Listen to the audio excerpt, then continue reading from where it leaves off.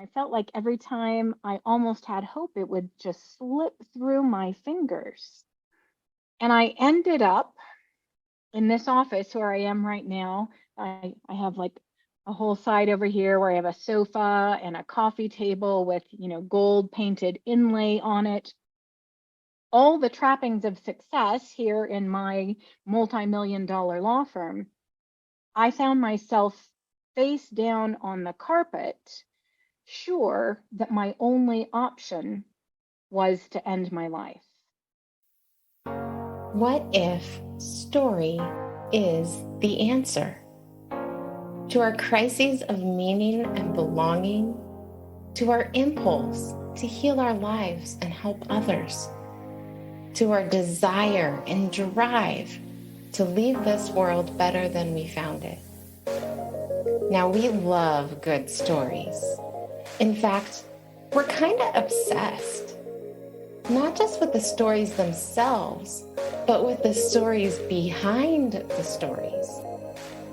Their oddly perfect timing, the healing process they provoke in their authors, and their capacity to catalyze individual and collective change.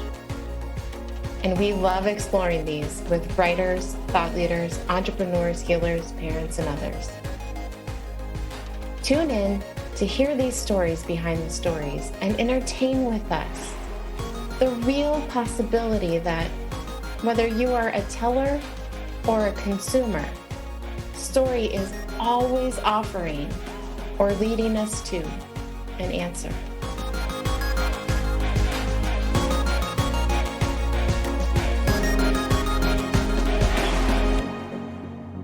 Have you ever felt hopeless? Catherine Hammond took us to school, or maybe church, on the definition of hope in this episode. She challenged our culture's inaccurate and even risky proposed definition, helping us to explore how we've individually subscribed to it and suffered unnecessarily as a result. Tune in to hear Catherine share her amazing story of redefining hope for herself and the rest of us. You'll hear her list many of the lies that most of us believe about hope and how those increase our suffering.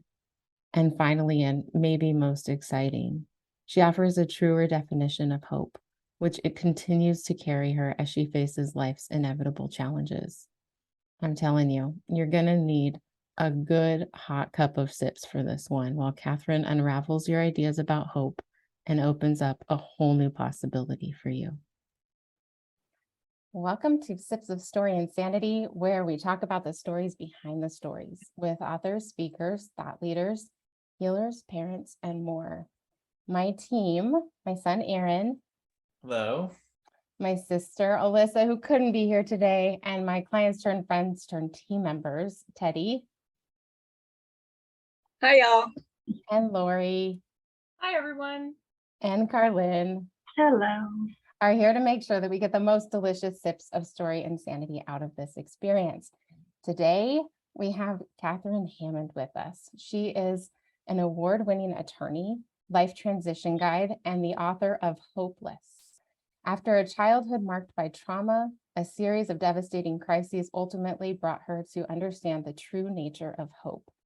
Today, Catherine's primary focus is helping individuals, families, and executive teams navigate challenges and thresholds of all kinds. Mother of 2 daughters and Mimi to 3 granddaughters, when she's not spending time with her girls, you'll find Catherine hiking near her Colorado home, traveling, or writing her next book. Ooh, I can't wait to ask about the next book, but let's talk about the first one first. Thanks for being here, Catherine. So good to be here with all of you. Yeah, so we met briefly a few years ago and then stayed connected over social media. And I kind of lost touch with you. And then I started to see some of the posts that you had leading up to the launch of this book. I was like, wow, this lady, she really gets it. Like, I couldn't imagine some of the stories that you were sharing just in the post without having read the book. I was thinking, I need to interview this lady. Like, I need to know what her book writing process was like, because I could tell from what you were posting that you were going to play full out with the stories. And, the situation, the challenge that you were facing with your husband, I was just thinking, oh my heavens, I can't imagine like navigating all of that and writing a book. So I'd love to start with, where did this book idea come from? Where were you when it kind of told you that it had to be written? Well, I was a little girl when I first knew that I wanted to write, but the first seed that was planted for a book about my life was in 1999 or 2000. I was coming out of a terrible marriage, and I called in to, there was a radio talk show host who was doing his daily show, and the topic that day was suicide. And so I called in and we were talking about some interactions that I had had with people who had died by suicide or some other things. And I ended up sharing my story with him. And he told me, he was a psychologist, and he told me 3 times that I had to write a book. And I had wondered if my story might be worth telling beyond, just my little inner circle. And that really planted a seed. And yet, that was 20 some years ago now. And I had a whole lot more learning and living to do before I or the book was anywhere near ready, if a book is ever really ready. Yeah, I was gonna say, if the book is ever really ready, we all, having written books, we all know that, especially at the end, how challenging it is to determine whether the thing is done, not perfect, but done and ready. But to your point with the story, so much more life to live, this idea that there was more to learn before you got into the process of even writing the book. So when did you decide, okay, now it's time? What was it that actually made you feel like it's time to put pen to paper? I started writing a memoir probably 8 years ago, and I was really digging into that. And by that point, the word hope had really become prominent in my life, in my mind, in my heart. And so I knew that hope was a theme, but I was kind of stuck on the memoir format because I have had a lot of interesting things happen in my life. And so I was writing along very, very slowly. And then in 2020, I had a coach mentor say to me, I think you're dancing around the message by writing it in a memoir. I think you need to go straight to the message. Wow. And 2020, as we all know, like things were, old ways of being and doing and living were being pulled apart. And so I I listened, and I let go of everything that I had written previously and started afresh with a clear knowledge that this was going to be simply an exploration of the true nature of hope, which I have danced with for many, many years now and had come to understand at a level that I had found to be helpful for me and for everybody with whom I had a conversation about hope. And so I focused on the message now, which is really the important part, and used my story as an illustration wherever I thought it was helpful. Mhm. That's amazing. Yeah, and I thought it does feel like both. It feels very memoir-esque, but also very well structured in the sense of delivering a very clear message. So tell us a little bit more about this idea of hope, because it was really funny as I opened up your book and it was just those first few questions of, how do you define it? I just love that, because I think that we take words for granted and what they mean. And we have all of these definitions that we've subscribed to because of our culture, our religion, or our family system. And so it was really funny. I was thinking, my first brush with the word hope, I was reminded of the Bible verse, faith, hope, and love. And so I was really working to sort it out before I even started reading the book to see what do I actually think it is. So I'm curious about your message and that journey of being able to articulate you Mhm. wrestling with that term. Before we go into my journey, feels important to preface this with the fact that I don't know about other dictionaries, but the Oxford American Dictionary specifically says that it is not here to tell us how to use words. It's simply a reflection of how words have been used in the past. And so that really gave me freedom to take hope, a word that I thought I knew, and explore what it really is. And I think the definition that life gave to me is a much more accurate definition. So for me, hope growing up, growing up in a situation with lots of chaos and neglect and abuse and trauma, I thought that hope was that thing when everything in your world externally looks pretty good and you can see that you are okay and that things are going to get better in the future. And that's the dictionary definition. And there are, of course, a number of different definitions, but the most common one is around a confidence that our circumstances are going to get better in the future, which is great if your circumstances happen to look like they're going to get better in the future.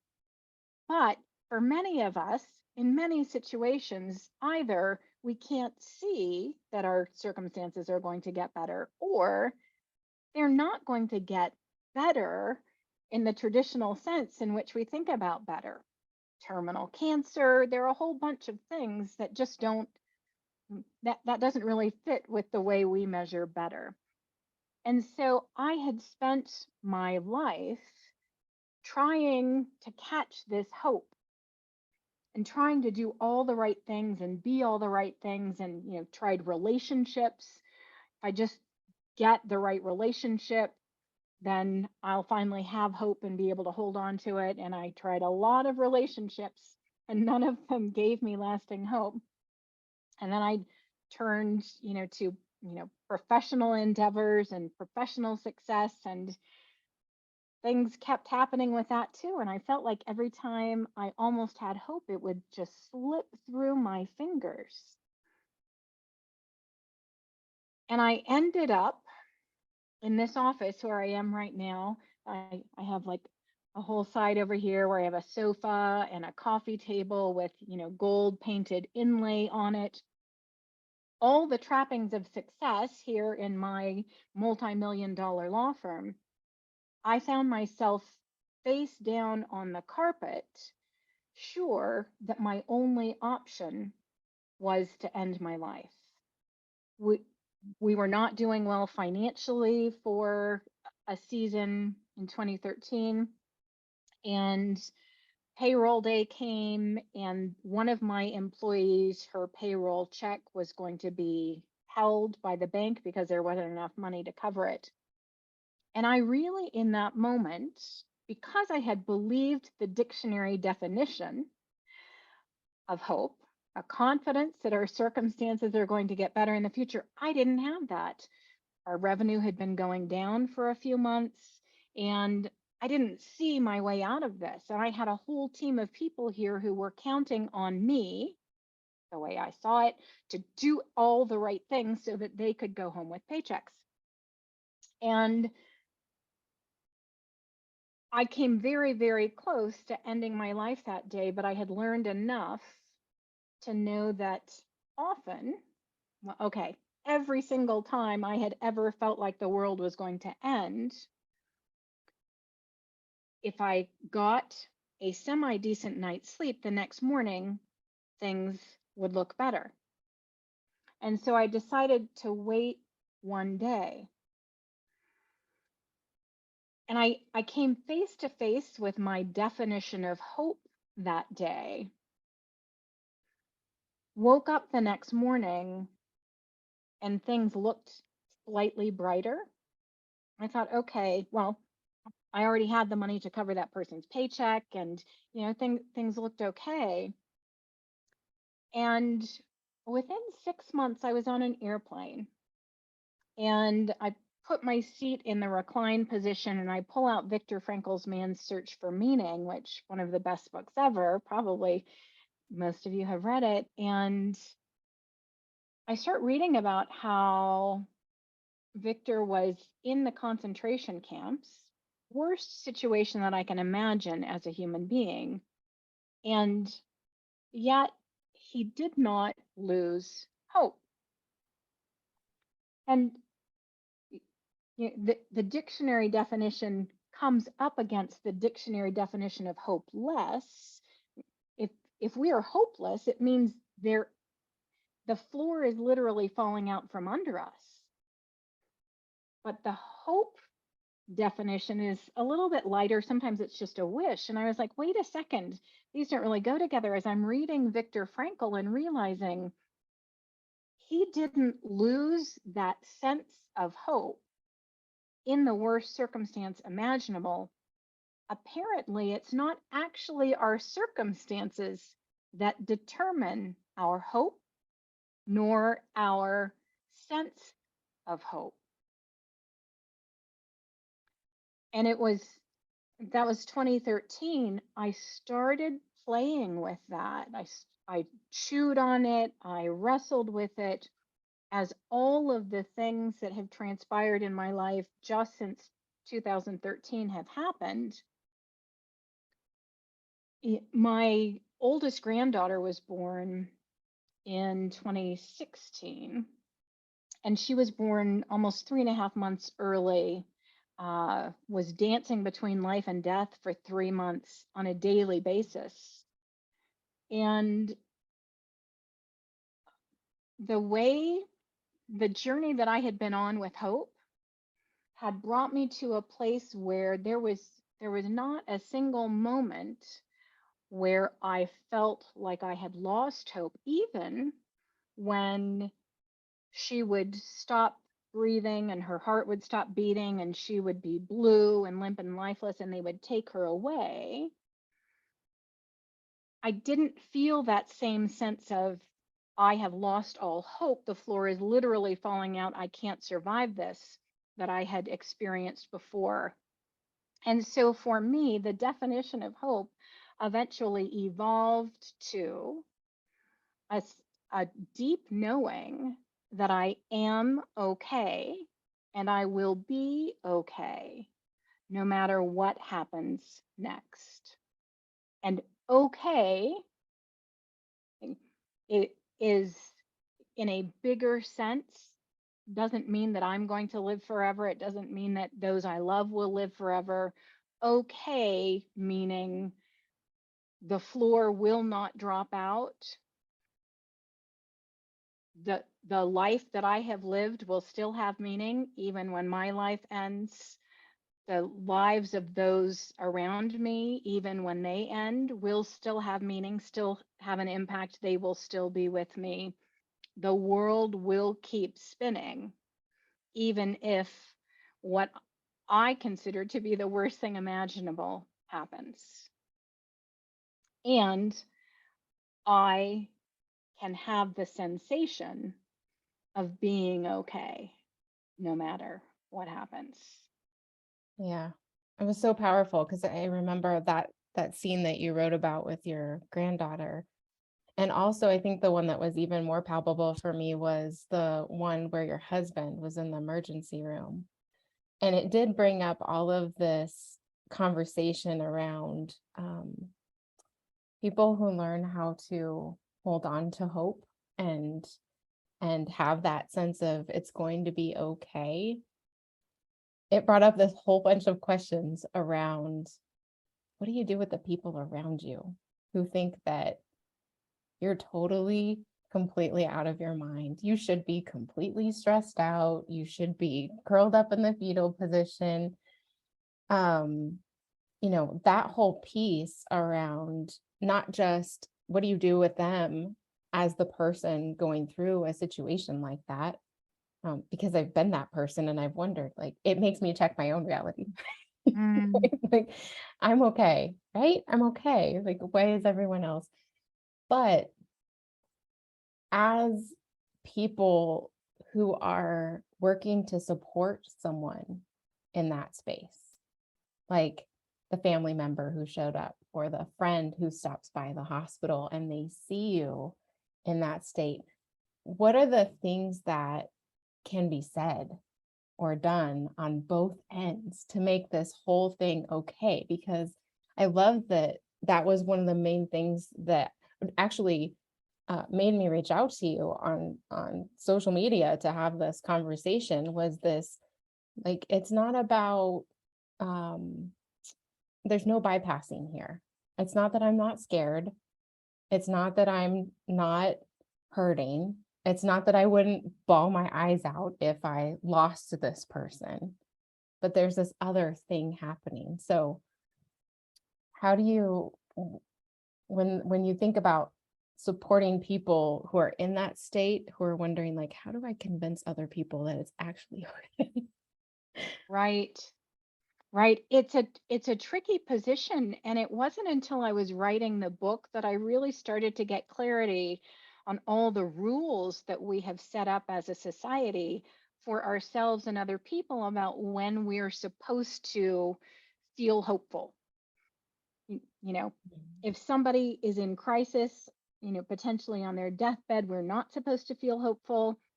If somebody has just died, it's okay to not feel hopeful, but a couple months after somebody dies, you're supposed to feel hopeful again. Like there's all of this stuff that we put on ourselves and society puts on us. And so to the person who is in a precarious position with yourself or with a loved one, your job is to take care of you. Your job is to take care of you and be there if you're with somebody who is the one in an immediate crisis, to be there with them. That's it. We have to stop worrying about what everybody around us thinks because it detracts from our most important job, which is being there with the person who's at the center of the crisis and making sure that we can still show up tomorrow in a good way, which means we have to take care of our physical, mental, and emotional well-being. So we have to begin to ignore that. And I think a lot of people who are in crisis are able to do that suddenly in a way that isn't so easy when it's not a crisis. For the people who are coming in from the outside, curiosity is the most important tool that we have for anybody going through anything. What is this like for you? Is a great question. And there is no wrong place for anybody to be.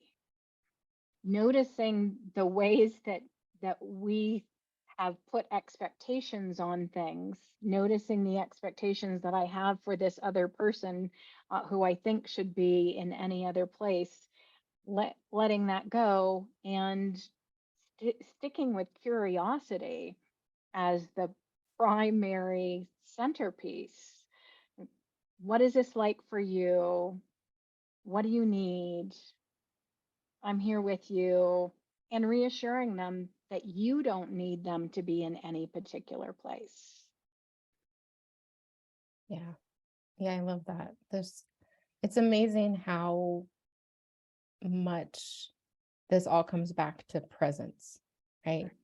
Being able to be present to everything that's happening. Yes, there's this horrible thing happening that I'm not sure how it's going to turn out and what my life will look like in a few hours, let alone a few days, right?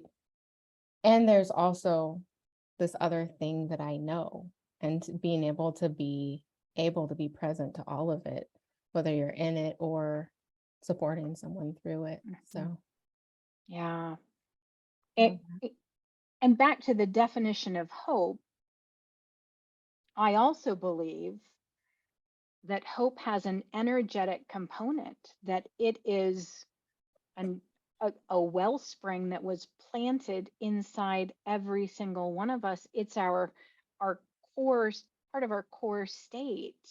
that. And once I realized that, I was able to let that carry me when everything outside of me looked like this roller coaster. I can sit back and rest into that without worrying about the roller coaster going on externally. Yeah. Yeah, I love how you articulated the lies about hope and the truths about hope. And I would love for you to share some of those and just hear from Mm. everybody, because it was confronting for me to read through it on some of those pieces where I was like, wow, there are some places, there are some areas of my life where I can see myself still subscribed to this version of hope, this definition. So would you mind sharing some We of those? have, yeah, most of us have bought into these, and I compare it in the book to, like the old flat earth theory. And at some point, everyone figured out that that old theory just was not right. And that has definitely been the case for me with hope. So, one of the lies that we have been taught by very well intentioned people who simply never knew any different, is that hope is based on our circumstances, as we talked about. So, hope instead is a wellspring inside. What's going on out here doesn't determine whether or not I have hope. It might look cloudy, but just like with the sun on a cloudy day, it doesn't mean that the sun has disappeared. It just means it's cloudy right now and I can't see or feel the sun. Hope is the same way. Another thing that I believed all of my life, and that most people, everyone I've ever talked to about it has believed, is that hope is a thing that we either have or don't have. It's like a commodity that gets eaten up if you use it all up like a block of cheese. And I I have experienced it as a wellspring, an ever flowing wellspring. There is no such thing as running out of hope. There is no such thing as hopeless. We think we're hopeless. And that's where it gets dangerous, because for everyone, on at least every English speaker, being hopeless means it's all over. And so thinking that we're hopeless causes all kinds of misery, causes all kinds of problems in relationships, in our work. It holds us back. And for many people, it causes us to end our own lives because we believed something that wasn't true. Um, Another lie that I talk about in the book is that hope is about the future. That's what we think of when we think of traditional hope. And Frank Ostaseski, one of my very favorite thinkers and authors, talks about this in his book. He was the first person who reinforced my thinking about hope in writing. He calls this mature hope. So hope, as far as being future based, is kind of a fallacy. It's false hope because we don't actually know what's going to happen in the future. All we have are guesses or thoughts about what's going to happen in the future. All we really have is now. And the entire purpose of hope is to carry us through now into the next moment. Hope really has nothing to do with the next moment. It's about carrying us from this moment to the next one.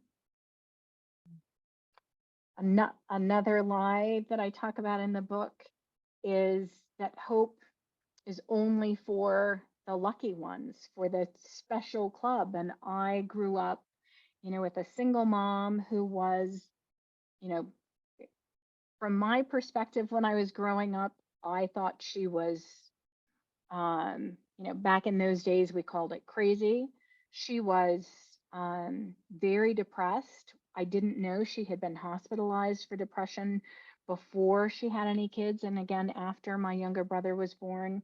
And that morphed into early onset Alzheimer's disease. So by the time I was a teenager, she couldn't remember things. We didn't know anything about Alzheimer's. And I was just embarrassed. And things kept happening in my world. And I felt like the unlucky one.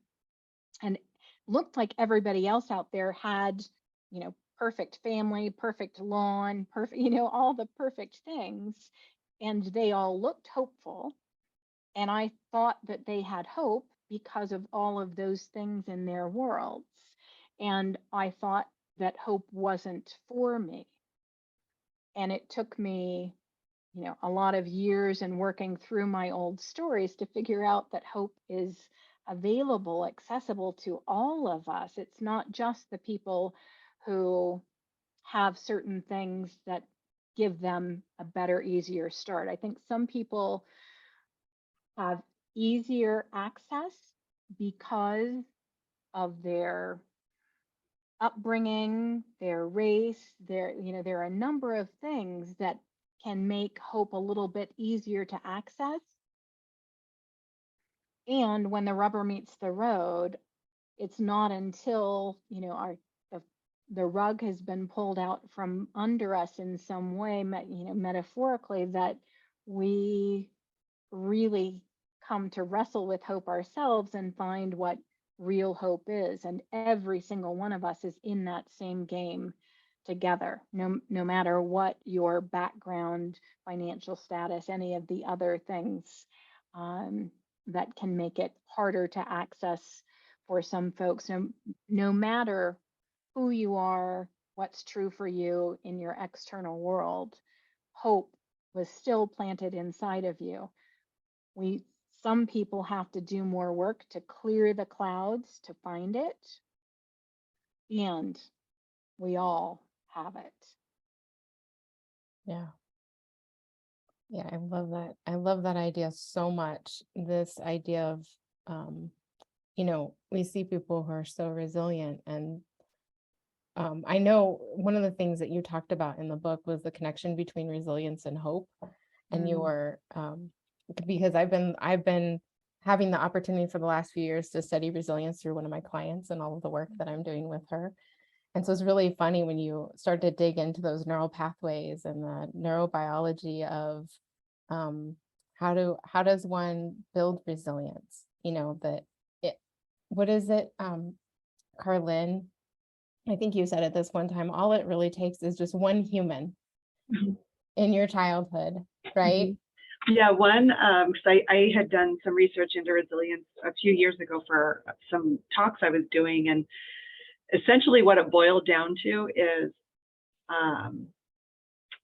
like basically opportunities to make mistakes and resolve them. So that builds a skill, but in or with the support of at least one reliable adult. And what I really loved about that at the time, based on the research I was doing or the project I was working on, is they said it's great if that one adult is a parent, but sometimes it is not going to be a parent. Sometimes that one reliable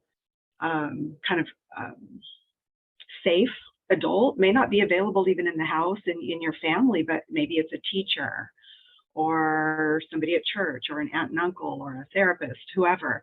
But I remember thinking that is hopeful. Like that feels really hopeful, that there's somebody out there, or there could be somebody out there to offer that kind of safe guidance that may not be available in lots of other spaces in a person's life.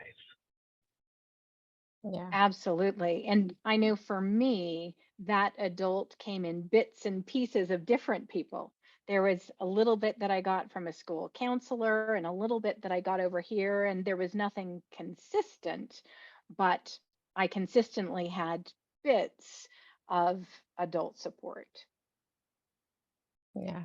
Yeah. And the thing that I love the most about that is the understanding of the privilege and the responsibility that we have when we know that, of being present with people, like realizing that, the little kid who's getting screamed at by her mom at Target, this may have not happened a million times for me. Um, like a moment of presence with a child, knowing that this thing going on in the Target bathroom is probably just a sliver of what this child is experiencing anywhere, right? And so if I can compliment her outfit or something just to give her a little something from another adult, like maybe that's a seed of this, hope that her entire world isn't going to be like this forever, that there are other humans who can be with her in that state. So, Yes, yes, yes. yeah. Every one of us needs those little reminders. I still need them as an adult. Yep. Me too. Me too. Carlin, what is this bringing up for you around because we've talked about hope so much and in the project that you're working on, and as it relates to, the people that you've supported over time and the mental health space, what does this bring up for you around these definitions? So many questions and comments. I love it. I mean, I think I've not used the word hope in that way before, but more like an internal security, right? The sense of like, I know I'm okay and I'm going to be okay. And that is internal and separate from anything that could be happening on the outside. And this is such a like I work with, and I have for a very long time, with the very serious mentally ill population, and a lot with their families. So the family work, this sense of being, or saying like, this is hopeless. Like, this is hopeless. What are we ever going to do? Is such a primary theme in working with some of these families, most of them really. So I've seen it as my kind of job and my role in my programs to help people. I call it like reclaim hope, and kind of like what you're saying, Catherine, like it's not gone. It's not a thing that left you or the world. We're just having a hard time accessing it right now. And I've always thought about hope, like even when you were first talking, I'm like, how do I define hope? I don't know if I've ever really thought about it as something based on circumstance, but I love the idea that it isn't. I think like what we've talked about a lot, Amanda, and this definitely shows up in the book, is this idea of belief that there are other possibilities available than what might be happening right now in this moment, or other possibilities for meaning that might be available that you didn't walk in this door with. And again, I talk a lot about that with families who come in saying, my kid got diagnosed with schizophrenia at 17, and here he is 27, and things have gotten worse, not better. What are we ever going to do, right? It gets attached to schizophrenia or some of the things that are happening outside versus what is available inside to help kind of stabilize and move people through. The thing I had a question for you though, Catherine, when you were talking about the sensation, you like put your hands like this. And I think about that a lot because I ask people a lot, where do you feel that in your body? Because people can sometimes get a concept in their head. Okay, hope isn't about circumstances. Hope is about this thing that lives inside, sometimes behind the clouds, but they won't have a bodily sensation of what that feels like. So I'm curious if you like what your experience is with that, or how you've seen that show up in your work. Yes, yes, yes. Well, first of all, wow, your work with the mentally ill and families of people who are mentally ill, I really want to honor that because it's something that's so prevalent and there's so little support for people in the world. And that's exactly where, like, there may not be a fix for somebody's mental illness. And so helping people take the hope off of the fix, the problem, and going back to experiencing hope. For me, it is very much something that happens in the body. And so I have a toolkit in the book, and a lot of it, most of it, maybe all of it, is about bringing you back to an embodied experience. That is the center of it for me. And yeah, my years of originally contemplative prayer, meditation, um, really gave me some basic tools so that then when, my husband had a huge tumor that burst his intestine a few years ago, when that happened, um, I was able to come back to my body and simply breathe and be with it without really needing it to be fixed. And Dr. David Drake says, a problem is a reality that we don't like. Mhm. We're having this experience. We had the tumor experience. I've had a lot of experiences, um, and letting myself come back to my body and let go of trying, because that resistance is so much of where, I mean, that brings us into a tension, a contraction, with our minds and with our bodies. As soon as we start to push against whatever is happening, it's the relaxing into it that helps us be with it. And that's where all the possibility comes from. Mhm. um so I love that, like the idea that you can separate it, right? mm, Like an external circumstance could very well appear hopeless, right? Or appear unfixable. It may, in reality, not be fixable, but that doesn't mean this internal sense of okayness or the idea that things are going to be better or I'll feel differently at some point. Like it still exists independent from something on the outside falling apart, because that does happen sometimes. right.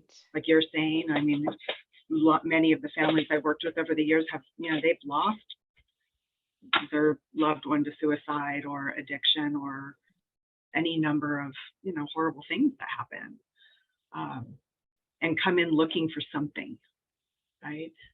And how often it feels like it's on the outside. Right. Mhm. Right. It, Another one of the lies that I talk about in my book is that hope is only for the big things in life, the mental illness, the unemployment, the, financial crisis, whatever it is, the cancer, and not for the little things. I There's a deep connection between the way that our lives are going in every area and our relationship with hope. If if I think my hope is based on my circumstances, which is what most of us believe, whether we've ever been able to articulate it or not, then when my spouse does something that doesn't thrill me, I, I am more constricted in how I dance with that. I'm more constricted in how I interact with him. I'm more likely to feel the need to try to control things, control him, or control the way things go in our interaction about it. Um, it it ends up constricting us in every area. If I know that I will be okay no matter what, then I can say, you know what, when you just did that, I had the craziest experience. I started to feel like all that stuff from when I was little, when I was afraid people were leaving me. I started to feel like you were going to leave me, which is very different from you stupid whatever. Why did you do that? I'm not afraid of having that feeling. I'm not afraid of having the interaction. And, as a business owner, I'm not afraid to take a risk. As an executive, I'm not afraid to take a risk because I know that risk is part of the game and I will be okay. Even if this doesn't go the way that I think it should go, even if people get mad at me, my okayness doesn't come from, that I, I'm still trying to get rid of the little box in which I've, spent my life trying to do all the perfect things so that I can be okay, acceptable to the world. It helps us release that and really unfold ourselves.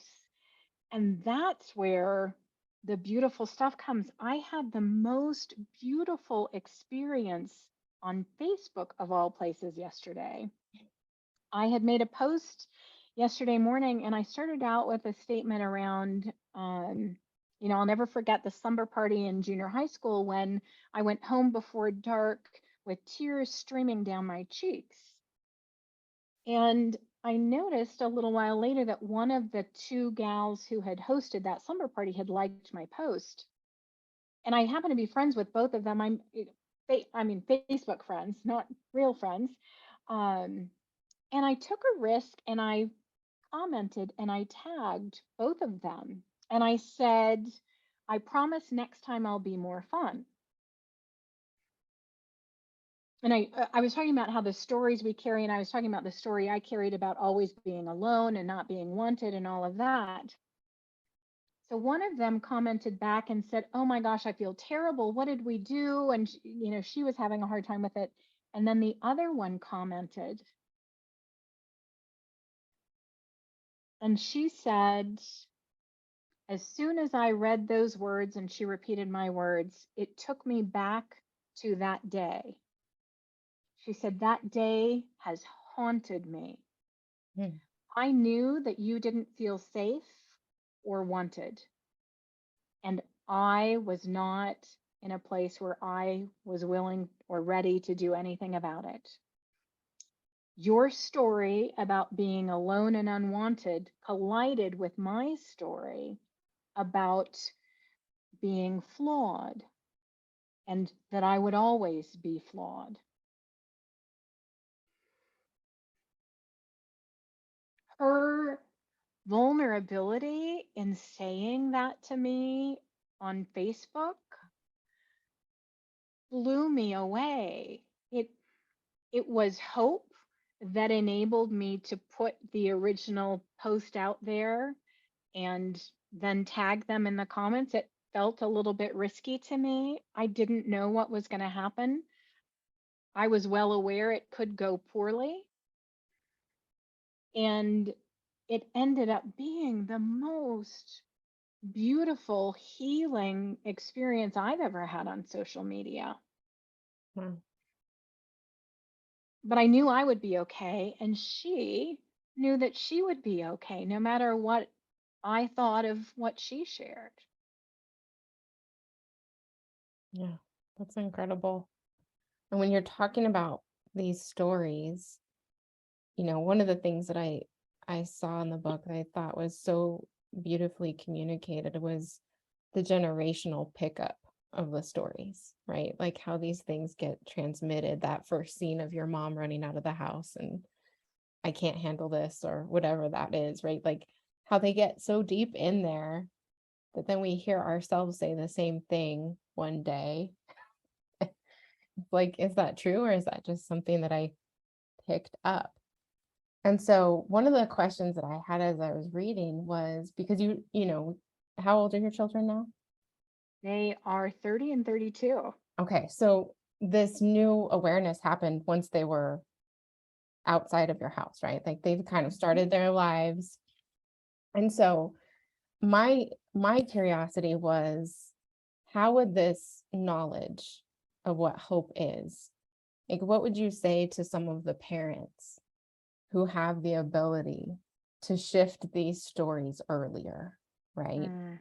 Um and understand that, like, I know that I have some terrible stories around hope that I'm trying to unravel and rewrite here. Um, how would that have changed the experience for you and your kids had you known this earlier? If I had known this and if I had done a lot more healing before I had kids, I was 25 and 27 when I had them. I had a lot of trauma that I had not worked out.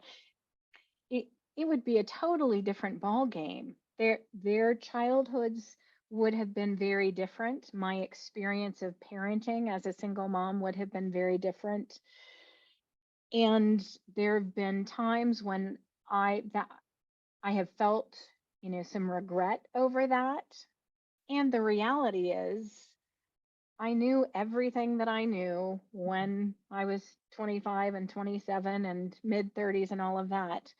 And I did the best I could with all of that. And every single one of us is on our own journey. And so, to, younger mom, Catherine, to you who, anybody listening who is parenting now, and you know that you're not living as fully and beautifully, and that there are some things that might be holding you back, some stories, and um, there are so many resources these days.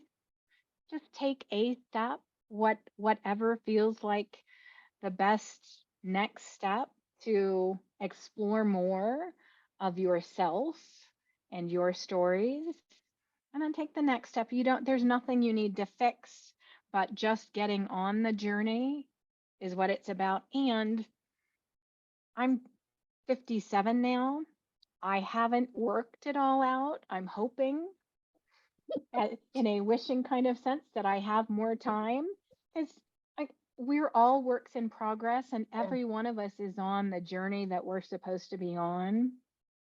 We don't need to be fixed. There is no fixing.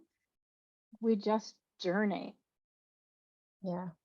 And I thought that was one of the really beautiful parts of your story, is to see how even without this awareness, even as you were struggling with your own circumstances and challenges and sorting out how you felt about hope through this process, like one of the things that was one of those sub narratives going through was how you were shifting the narrative in your family. You were being so present with your daughters. You were, it was really, really beautiful. Those scenes, I'm still emotional. I was reading them this morning, right? Of like being with your kid and realizing that you're able to undo or rewrite some of those things for them, even without everything that you knew 10 years later or 20 years later, whenever that comes. But it's that part that makes it, I think that's my point. Like, it's the presence, not the ideas, right? Right, It's right. the presence, not the definitions. It's, all of those things can be sorted out when we have that connection, which is Right. one of those things. I don't feel like that was exactly what the goal of the book was, but it was one of those really sweet pieces that came through around the generational stories and how you allowed the reader to see how that was shifting even before you had this awareness around hope. Mm, mm. Yeah, I appreciate you saying that. And it's interesting because the last couple of years, like, our relationships with our children continue to evolve. And, even my daughters, every year our relationship evolves, with each of them. And I didn't do things perfectly. I I I was, in a lot of ways a mess when they were little, and I planted seeds. Mhm. And I was always pursuing growth and wholeness. And they now, at a much younger age, are so far ahead of where I was. They both are married to men who love them. They both got married early. It worried me because I wasn't able to choose well early. And they they are, in so many ways, so far ahead of where I was, and that feels like the biggest success to me as a mom. And they are raising kids in a way that is much more conscious and much less chaotic than the way that I raised my kids. Yeah. Was So there it's a slow process over the It generations, but is, it is. if we can make some change, Yeah. Were there any parts when you were writing that were especially hard to write, or do you feel like you had done a lot of the processing? Because you clearly did a lot of work between 2013 and when you started writing in 2020.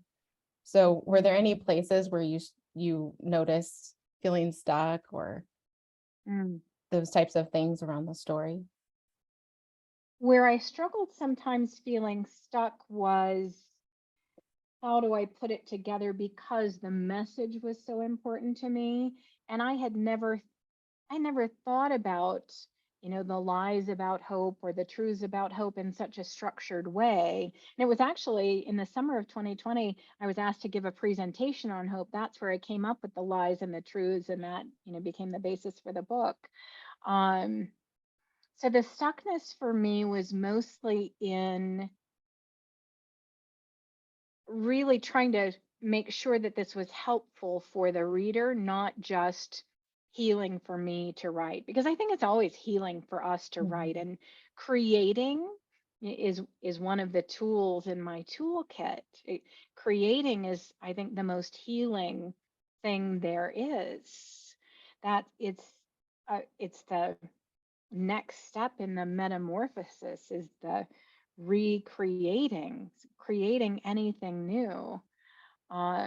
There were parts of the book that were very emotional for me to write. All of the things about my granddaughter, the things about Brian, the things that I put into the epilogue about Brian. I bawled my eyes out when I was writing all of that. And it it felt important to me, both for me and for others who are, because we're all going through stuff. Mm. We don't talk about the stuff that we're going through very much. I'm here to stand for doing more of that, sharing more of the messiness of the human story. Um, that I think that's a big part of how we see and find our place in the world, and our worth and our value, is seeing how we fit in to the bigger story. And we can't do that until we get real about the fact that we're all going through the same stuff. Yeah.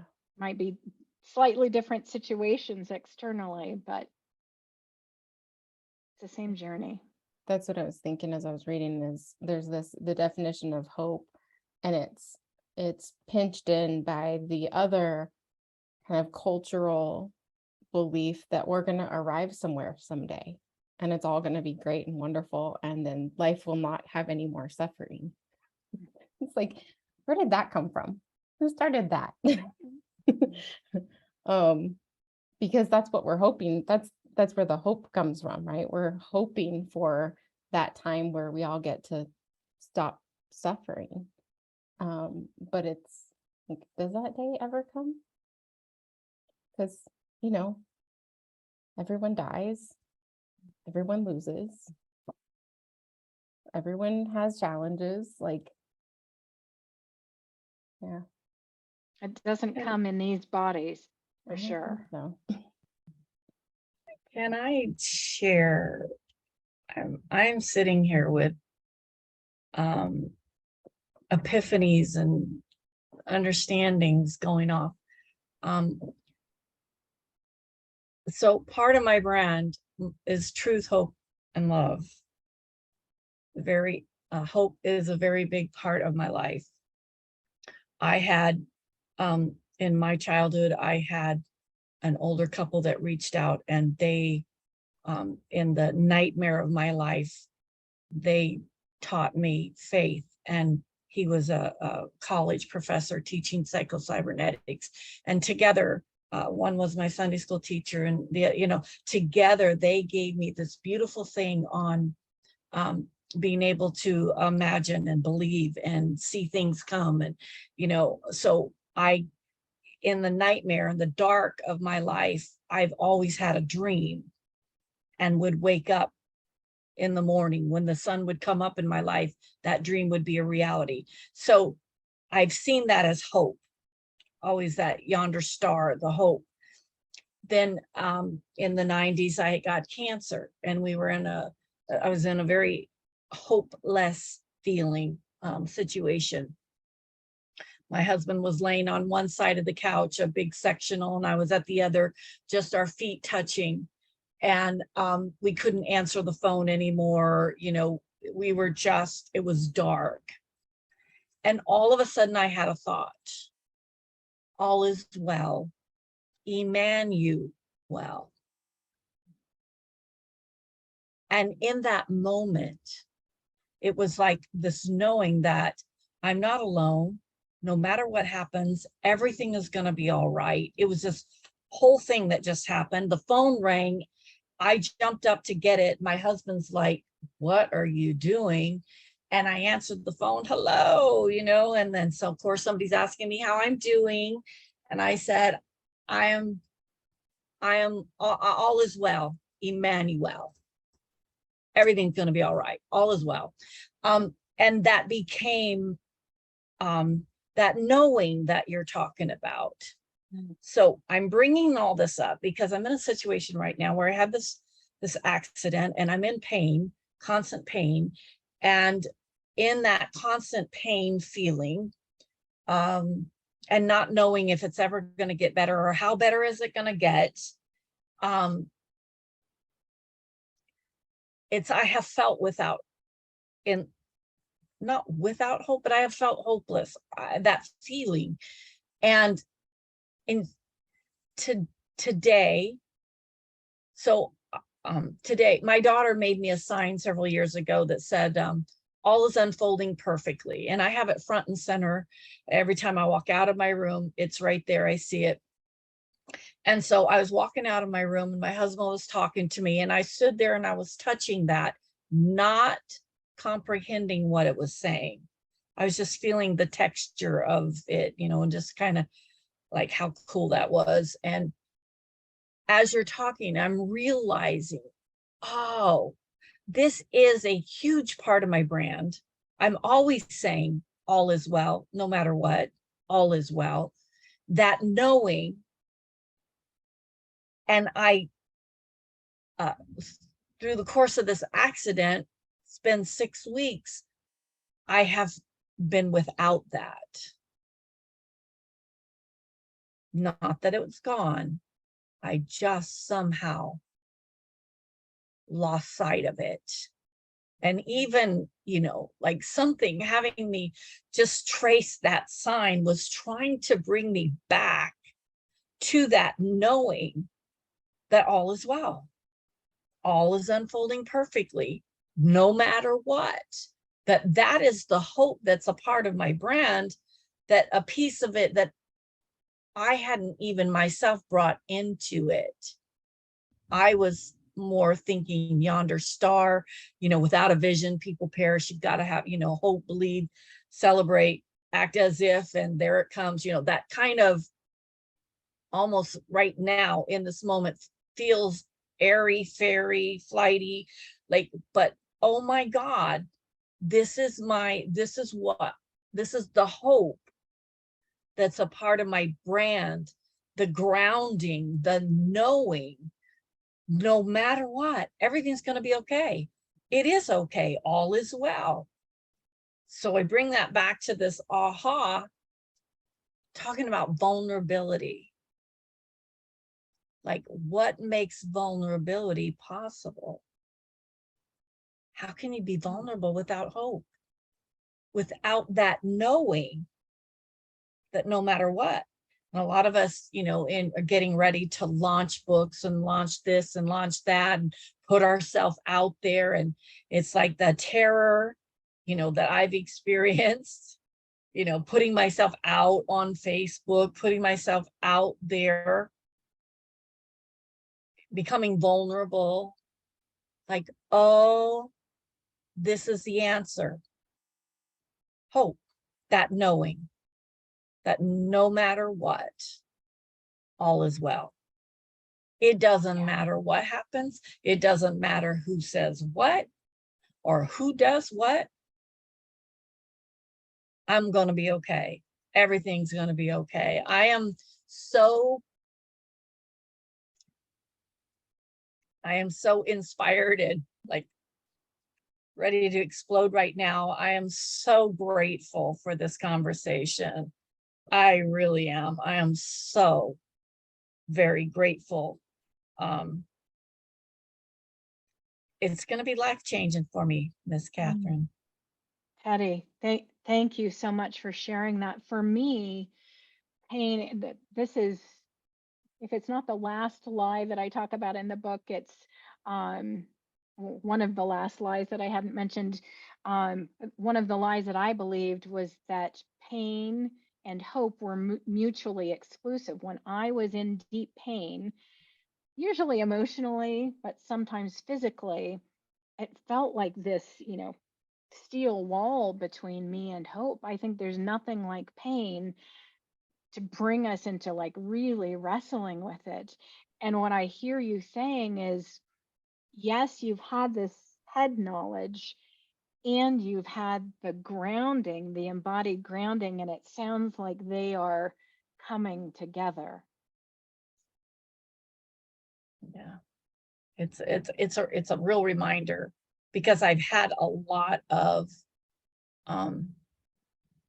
emotion. I've been really emotional, through this. And I thought when I was getting ready for this podcast, we're talking about hope here. And I feel, I don't know about hope. And I hope I don't cry. And because I'm usually the first one on the floor in tears. But like I really am, it married two pieces of my belief systems together that I had never put together. And I knew them both each very well, but they just came together. And I think it's going to change a lot of things. I really do. I really thank you. Um, Thank you for sharing that. Yeah, I'm grateful for any seeds that I can help plant.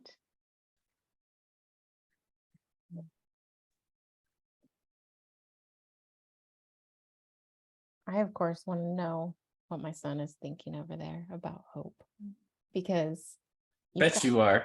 you've got, I just wonder, like, does this impact how you're feeling about some certain things that you're Oh no, hoping not at all. come through? So like Teddy, like it's like a really good reminder for me right now for where I'm at with some things. And actually this is a conversation I had with myself a few years ago when I was coming up with an idea for a book or book series. And it just came out of nowhere. I wish I could remember what incited this thought.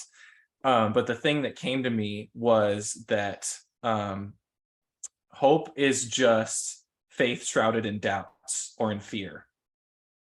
It's kind of like my faith definition was the definition of your definition of hope, where it's like hope is like this. I hope this is going to happen. I have my doubts, or maybe sometimes it's like I do have hope and there's less doubts, but there's still a doubt, right? Like I think it's going to be fine, but I'm not quite sure. Versus faith being the conviction and the knowing, right, that it's going to be fine. So it's better to have faith than to have hope, because I think it makes you stronger. So this whole conversation is just fortifying that and like reminding me that clearly I need to, have more faith in some things right now. And that it's kind of like, that things happen for you and not to you. It's that whole conversation that we've been having, right? And right, the belief of being taken care of and being okay. And that if something doesn't go the way you think it will or you want, there's always something better and coming your way, and then maybe that falls apart too, right? But you always have the faith that, it's like having faith in the seasons as well, right? Ups and downs and all arounds. So yeah, those are my thoughts. Oh, lovely. Really glad you Yeah. mentioned faith, Erin, Mm, because that's what I've been sitting here thinking about is, a couple of years ago when I kind of picked up that mantra of, embrace the moment. And that's kind of that I'm okay piece, let's just embrace this and see what's going to happen. But it will all be okay. I'll be good no matter what. We'll make it through. But for me, I think of it more as faith instead of hope. And maybe those words are more intertwined than what I recognized until this conversation, because I think about the trauma and different things that I went through as a child and then in my first marriage, and just, you know, the different things that happen to us all day, right? That are constantly going on. And I think that if I didn't have that faith, or, you know, Amanda knows, I call that my feisty shit side of myself, that part that I'm just never gonna let go. Because dang it, if somebody's gonna knock me back down again. I think that that faith, that hope, they just are what propelled me to take that next step. That feisty side of me that says, you can't tell me I can't do that, you know. And that piece of what Amanda was talking about with seeing others, and just that seeing, just being seen and seeing others, is such an important way for us to reflect that hope for other people. And I'm so grateful. I bought your book. I started reading it. I can't tell, I'm not finished with it yet, but I am absolutely loving it. And I love the thought, that connection you put with, and I know I'm jumping all over the place. I got so many ideas just like screaming through my head here. But I love that idea of how we thought the world was flat, you know, we would fall off of it. And it was so definitive, you know. And so sometimes we think things are so definitive. And if we will just take that extra step and have that extra piece of faith, or have that hope, we walk into a new light, and we open up, you know, we see something that we couldn't see before, if that makes sense, you know. Yeah. That And light. how sure did we used to be as a human race that the earth was flat? Like, we were Right. really, really sure. Right. And sometimes it seems like people are really, really sure that everything's going to fall apart, and there's no hope, and I can't see that. I can't grab that vision, because to me there's always hope. I don't know. And that for me is where taking it out of my mind, because my mind can only see so much, and the human brain is here, you know, largely to protect us. It's looking for every problem so that the Right. problems can be solved and we'll be safe. But letting it come from just my mind and down into my body, and experiencing it as a grounding in my body, there's no circumstance out there that can shake it out of my body. Can shake it out of my mind, because my mind is limited and trained to see certain Right. things, and, you know, think if this happens, then disaster is coming. But my body knows a lot more. And that's where I have to remind myself to embrace that moment, you know, when I lose sight of that, is to embrace the moment, because I know internally it's going to be okay. Whatever this is, I just need to embrace it and run with it, because the grander scheme that's out there, we can't, if we don't move forward and we don't embrace it and we're fearful of it, then we lose, you know. That's what holds us back. And if we can move forward and have that faith and that hope, we can have experiences that we never thought possible. So true. Such a good conversation. And you know, I can't let you go without asking about this next book that you talked about in your bio. Is it related? Yes, it is. So what currently I'm interested in doing is diving more deeply into the relationship between hope and different aspects of life. The one that has been most present for me in different ways over the last 7 years, but especially right now,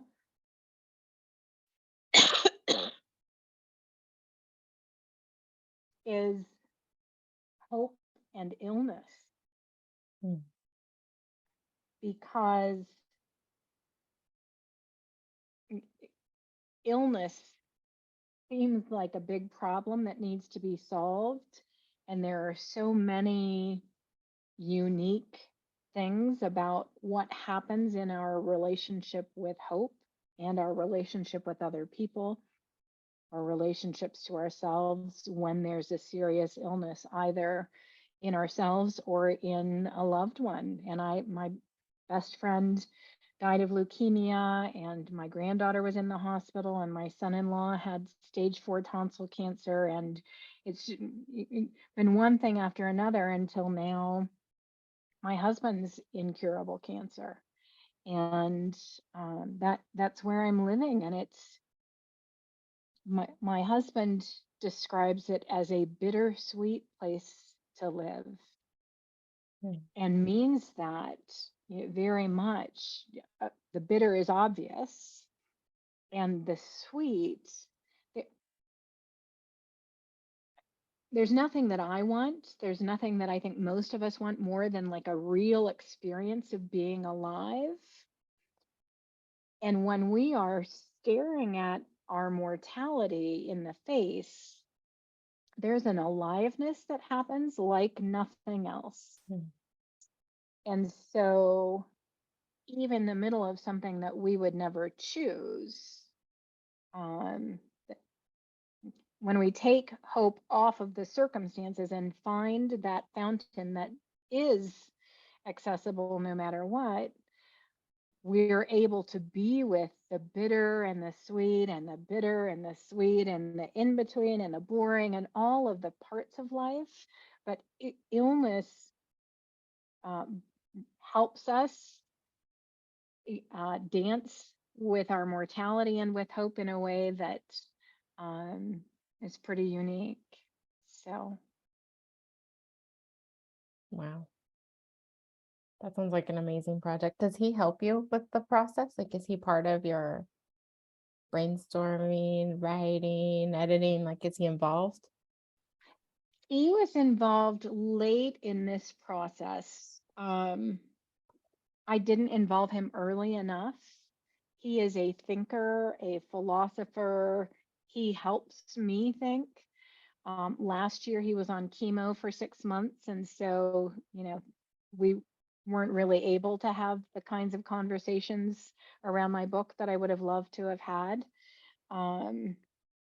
So he will be, my desire is that he will be more involved in the next one. We don't know, what's ahead for his journey, but that's my desire. Sounds like a perfect duo for a book like this. Yeah.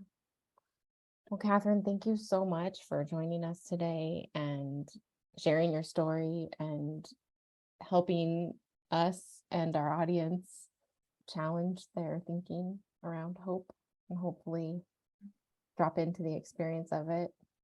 I'm sure that people are going to want to get a hold of you. So how can they do that? How can they connect with you? Yeah.